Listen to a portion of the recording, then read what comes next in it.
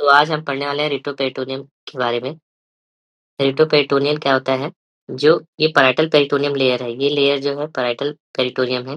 इस लेयर के पीछे जितने भी ऑर्गन हैं, वो रिट्रोपेरिटोनियल ऑर्गन कहलाते हैं। तो ये क्या है? Parietal peritoneum. इस लेयर के पीछे जितने भी हैं, सब रिट्रोपेरिटोनियल कहलाते हैं। अब इसमें हम देख सकते हैं कि ये जो है पोर्शन, ये है असेंडिंग कोलन, ये है डिसेंडिंग कोलन, ये है पैनक्रियास। पैनक्रियास, ये जितने ये 3 ऑर्गन हैं और साथ में यहाँ पे होता है ड्यूोडेनम, ये होता है ड्यूोडेनम। ये जो ऑर्गन्स हैं, ये बनाते हैं सेकेंडरी रिट्रोपेरिटोनियल ऑर्गन्स। बाकी अगर हम बात करें तो प्राइमरी रिट्रोपेरिटोनियल ऑर्गन्स क्या होते हैं? किडनी, यूरेटर, आईवीसी और एओर्टा। ये प्राइमरी रिट्रोपेरिटोनियल ऑर्गन्स होते हैं। तो सेकेंडरी रिट्रोपेरिटोनियल ऑर्गन्स क्या होता है? ये एम्ब्रियोनिक टाइम के डेवलपमेंट में पहले इंट्रापेरिटोनियल होते हैं, वहाँ पे ये मेसेंट्री के द्वारा सस्पेंडेड होते हैं। फिर फाइनली बाद में ये रिट्रोपेरिटोनियल हो जाते हैं।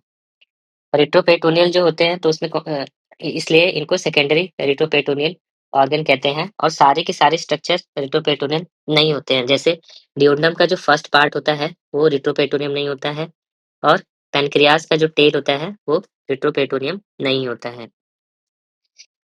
तो अब प्राइमरी रिट्रोपेरिटोनियम ऑर्गन की बात करें तो किडनी, यूरेटर, आईवीसी और एओर्टा ये प्राइमरी रिट्रोपेरिटोनियम होते हैं। तो सबसे पहले हमने जो लेयर देखी वो देख लिया पैराइटल पेरिटोनियम। उसके बाद जो किडनी है, किडनी देख रहे हैं ये पूरा सराउंडेड है। जो किडनी के चारों तरफ जो स्पेस है इसको बोलते हैं पेरीरीनल स्पेस। तो ये जो स्पेस है ये है पेरीरीनल स्पेस। ये जो शेडेड एरिया है। अब पेरीरीनल स्पेस के आगे हम देख सकते हैं जो ये स्ट्रक्चर है पेरीरीनल स्पेस और ये मिलके बनाते हैं एंटीरियर रीनल फेशिया। तो एंटीरियर रीनल फेशिया है और ये जो स्ट्रक्चर है ये क्या होगा? ये होगा posterior renal fascia. Posterior renal fascia. तो एंटीरियर रीनल फेशिया और पोस्टीरियर रीनल फेशिया 2 लीफ हो गए। फिर उसके बाद लेटरली हम देख रहे हैं कि ये जो स्ट्रक्चर है ये जा रहा है, दोनों एंटीरियर रीनल फेशिया और पोस्टीरियर रीनल फेशिया फ्यूज कर रहे हैं। तो इसको क्या बोलते हैं? इसको बोलते हैं, ये रहा एंटीरियर रीनल फेशिया और पोस्टीरियर रीनल फेशिया आपस में फ्यूज कर रहे हैं। इसको बोलते हैं लेटरल कोनल फेशिया। ये दोनों साइड बायलैटरली हम देख सकते हैं एंटीरियर रीनल फेशिया और पोस्टीरियर रीनल फेशिया आपस में फ्यूज कर रहे हैं। अब ये जो एंटीरियर रीनल फेशिया है और पोस्टीरियर रीनल फेशिया है, दोनों पार्ट होता है सेम स्ट्रक्चर का, जिसको बोलते हैं जीरोटा फेशिया। जीरोटा फेशिया का ही पार्ट होता है एंटीरियर रीनल फेशिया और पोस्टीरियर रीनल फेशिया। फिर हम देख सकते हैं तो ये एंटीरियर रीनल फेशिया हो गया और पोस्टीरियर रीनल फेशिया हो गया। फिर जो सबसे पोस्टीरियर मोस्ट स्ट्रक्चर है हम एक देख सकते हैं पोस्टीरियर मोस्ट स्ट्रक्चर, ये है ट्रांसवर्सैलिस फेशिया। ट्रांसवर्सैलिस फेशिया है, ट्रांसवर्सैलिस फेशिया दोनों साइड है। तो ये क्या हो गया? Transversalis fascia. ये स्ट्रक्चर जानना बहुत जरूरी है। फिर हम बात करें ट्रांसवर्सैलिस फेशिया के बाद, ये जो यहाँ पे एक छोटा सा स्ट्रक्चर दिख रहा है ये है श्वास मसल। तो ये क्या हो गया? श्वास मसल। तो हम बात करें रिट्रोपेरिटोनियम की। जो रिट्रोपेरिटोनियम है वो बेसिकली डिवाइडेड होता है 3 स्पेसेस में। तो सबसे पहले हमने देख लिया पेरीरीनल स्पेस। पेरीरीनल स्पेस की बात करें तो कौन सा स्ट्रक्चर पेरीरीनल स्पेस हुआ? ये किडनी के चारों तरफ ये वाला जो एरिया हो गया ये पेरीरीनल स्पेस। और इसकी बाउंड्री की बात करें तो इट इज सराउंडेड बाय जो रीनल फेशिया है उसको बोलते हैं पेरीरीनल स्पेस। और जो रीनल फेशिया होता है उसका नाम क्या होता है? जीरोटा फेशिया। जो जीरोटा फेशिया होता है उसकी 2 लीव्स होती हैं, एंटीरियर और पोस्टीरियर। फिर इस पेरिनेल स्पेस के आगे जो स्पेस होगा, जिस स्पेस में ascending colon, descending colon, pancreas, duodenum है, ये पूरा जो स्पेस है ये कहलाता है एंटीरियर पैरारीनल स्पेस। एंटीरियर पैरारीनल स्पेस की बाउंड्री क्या होगी? एंटीरियर पैरारीनल स्पेस में एंटीरियरली क्या होगा, पोस्टीरियर पैराइटल पेरिटोनियम। तो हम देख सकते हैं पोस्टीरियर पैराइटल पेरिटोनियम जो है एंटीरियर पैरारीनल स्पेस की बाउंड्री बना रहे हैं।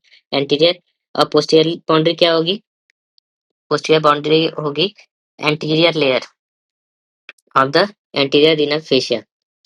तो अगर पोस्टीरियर बाउंड्री की बात करें तो एंटीरियर रीनल फेशिया की बाउंड्री होगी। तो इन दोनों के बीच में जो स्पेस है, ये वाला जो स्पेस है, ये कहलाता है पूरा का पूरा एंटीरियर पैरारीनल फेशिया। फिर इसी तरीके से जो पोस्टीरियर रीनल फेशिया है, पोस्टीरियर रीनल फेशिया और ट्रांसवर्सालिस फेशिया, इसके बीच का जो स्पेस है, ये है पोस्टीरियर पैरारीनल स्पेस। और पोस्टीरियर पैरारीनल स्पेस जो रहता है, उसमें हम बात करें तो बेसिकली क्या होता है, फैट होता है, सिर्फ मोस्टली फैट होता है। और जैसे मैंने बताया था, ये जो पोस्टीरियर रीनल फेशिया है, इसको जकर कैंडल फेशिया बोलते हैं। जकर कैंडल फेशिया बोलते हैं। तो पोस्टीरियर रीनल फेशिया जो हो गए जकर कैंडल फेशिया हो गई। तो पोस्टीरियर पैरारीनल स्पेस में जो एंटीरियर बाउंड्री बनी वो किससे बनी, posterior layer of renal fascia. Posterior boundary किससे बनी, ट्रांसवर्सैलिस फेशिया। ट्रांसवर्सैलिस फेशिया क्या होता है, उसके पीछे जस्ट क्या होती है, पोस्टीरियर एब्डोमिनल वॉल। और पोस्टीरियर एब्डोमिनल वॉल किससे बनी रहती है, सॉस मेजर एक जो मसल दिख रही है, दूसरा कॉर्डेटस लंबोरम और तीसरा ट्रांसवर्सस एब्डोमिनिस। तो ये मसल होती है। फिर ये पूरा का पूरा जो स्पेस होता है ऊपर, इमेजिन करेंगे ऊपर किससे होगा, इनक्लोज होगा डायफ्राम से। तो जो सुपीरियर बाउंड्री होती है, पूरा का पूरा चाहे एंटीरियर पेरिरिनल या पोस्टीरियर फेशिया होगा, डायफ्रामेटिक फेशिया से क्लोज होता है। जबकि इंफीरियर की बात करें तो इंफीरियरली ये स्पेस आपस में कम्युनिकेट करते रहते हैं। और हम देख सकते हैं ये लेटरल कोनल फेशिया, जो लेटरल कोनल फेशिया होती है वो लेटरल बाउंड्री बनाती है एंटीरियर पैरारीनल स्पेस और पोस्टीरियर पैरारीनल स्पेस का। और ये जो है लेटरल कोनल फेशिया जो कैसे बनता है, जो जीरोटा फेशिया है, उसकी जो दो लीव्स हैं एंटीरियर फेशिया और पोस्टीरियर रीनल फेशिया, वो आपस में जब फ्यूज हो जाती हैं तो लेटरल कोनल फेशिया बनाती हैं, लेटरल कोनल फेशिया स्पेस। अब पेरिरीनल स्पेस की बात करें तो जो जीरोटा फेशिया के एंटीरियर लेयर और पोस्टीरियर लेयर के बीच में जो स्पेस है वो पेरिरीनल स्पेस है। और इसमें क्या होता है, पेरिनेफ्रिक फैट होता है। फिर कहीं कहीं जो रहता है आईवीसी और एओर्टा को भी एक स्पेस मानते हैं, किसी किसी में तो वो फोर्थ स्पेस हो जाता है, and that is known as the space of great vessels.